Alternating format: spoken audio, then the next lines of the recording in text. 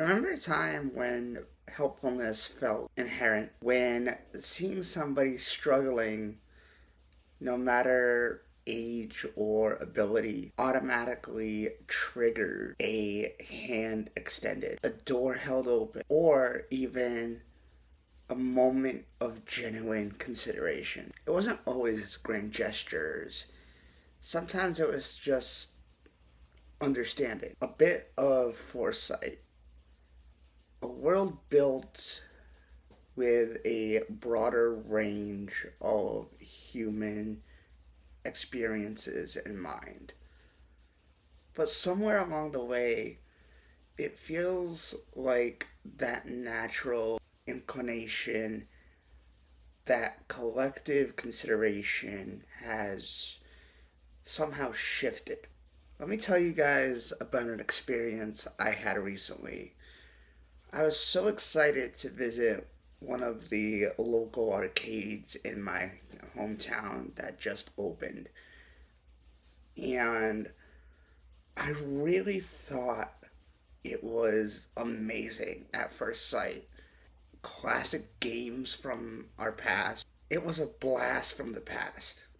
But as I looked around, there was something that really struck me.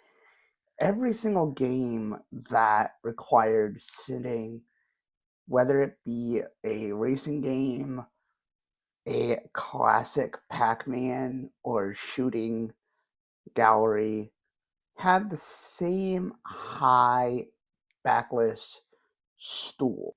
And I started thinking, okay, if I had an issue with my back or my knees, or if I was in a wheelchair and couldn't transfer easily, or if I was simply elderly and needed stable support, how exactly would I do this? It wasn't just the high stools, though.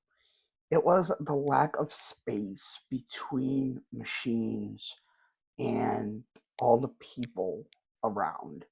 The general assumption that everyone coming in is agile and able bodied. This isn't just about blaming anyone specifically, it's about a gradual shift in our collective mindset. Why do places like this, places designed for fun and a community, sometimes fall short for a significant portion of that community?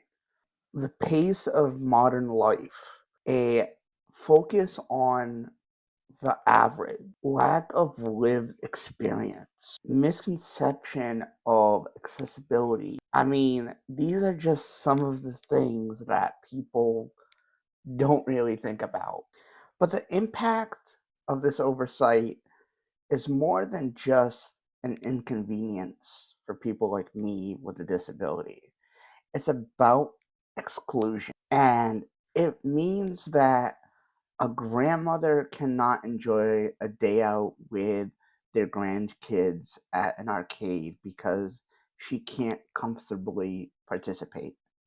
It means someone with mobility aid, such as myself, feels like a burden, or worse, just stays home. It reinforces the idea that certain spaces aren't for them, chipping away at their independence and sense of belonging. Public spaces meant to connect us become inadvertently barriers, isolating those who need connection. And it's not just arcades.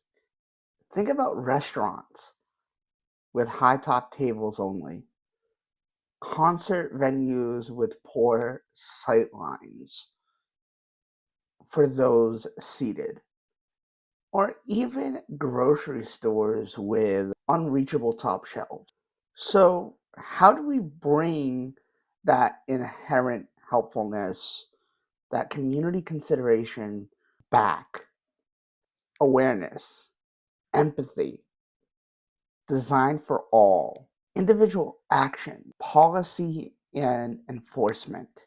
We've made incredible strides in disability rights and awareness, but the everyday practicalities often lag behind. It's time to bridge that. It's time to bridge that gap. Let's remember that a truly vibrant, functional society is one where everyone can participate, where everyone feels welcome, and everyone has to enjoy themselves with simple pleasures, like a trip to the arcade. Let's start asking ourselves, as individuals and as business owners, are we truly considering everyone? Or are we, without realizing it, shrinking the seat for some? Share your thoughts in the comments. What everyday places have you found surprisingly inaccessible that you've been to? I want to hear your thoughts. Hope you guys enjoyed. We'll see you guys in the next one.